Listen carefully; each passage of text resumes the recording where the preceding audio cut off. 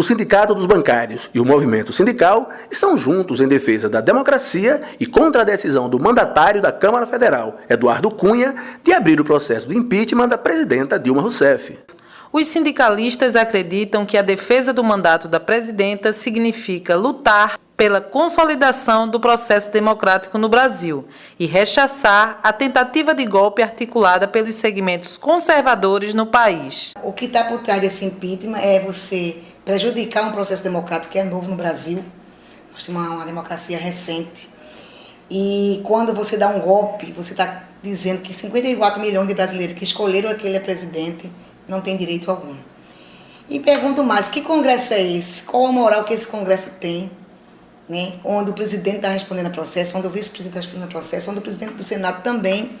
Então, o ideal seria cada um se perguntar qual foi o congresso que a sociedade brasileira elegeu. Então, tenho críticas ao governo Dilma, ela fez uma guinada para a direita, ela tirou o direito da classe trabalhadora, ela fugiu do objetivo do qual ela foi eleita, que era um projeto popular democrático, achando que com isso a classe burguesa e o patronal, o capital ia apoiá-la contra o impeachment.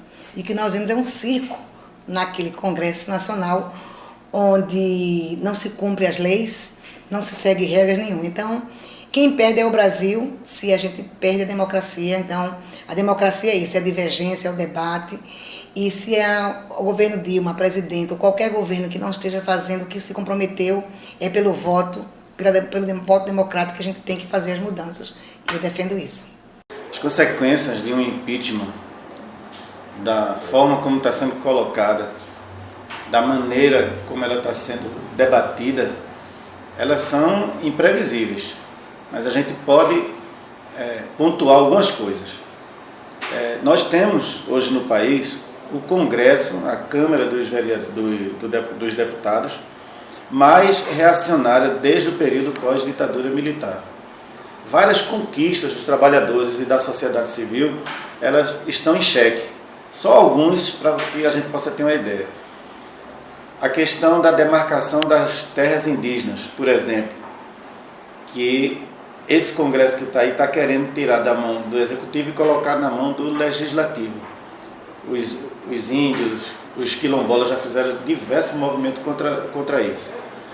A PL 4330, que trata sobre a questão da terceirização, que é, de fato, destruir as relações de trabalho em nosso país. Outra questão bem recente agora que foi colocada, a questão das estatais, onde transforma o Estatuto das Estatais, que transforma as entidades públicas e de sociedade mista em sociedade anônima. São só 3 pontos para que a gente possa colocar aqui em Avaí: o mundo do trabalho, as organizações sociais e os direitos dos trabalhadores. Acontecendo o impeachment, essa pauta reacionária ela vai avançar ainda mais no Congresso, atacando ainda mais os direitos dos trabalhadores. Porque o que está em jogo, na verdade, é uma concepção de Estado. De um lado, tem uma concepção de que o Estado ele precisa fomentar a economia, investir em setores da educação, por exemplo, como é feito com os recursos do pré-sal. Do outro lado, existe um setor que acha que o Estado ele tem que ser cada vez menor, cada vez mais interventor na palavra deles. E essa concepção de Estado é que está em jogo. E o impeachment ele vai acirrar esse debate, só que do nosso lado, do lado do trabalhador e da sociedade organizada, nós vamos ficar muito mais fragilizados. Se estamos fragilizados hoje, vamos ficar ainda mais. Na próxima quarta-feira, dia 16, um ato nacional em defesa da democracia promete agitar os 4 cantos do país. No Recife, o protesto contra o golpe começa às 15 horas na Praça Oswaldo Cruz, no bairro da Boa Vista.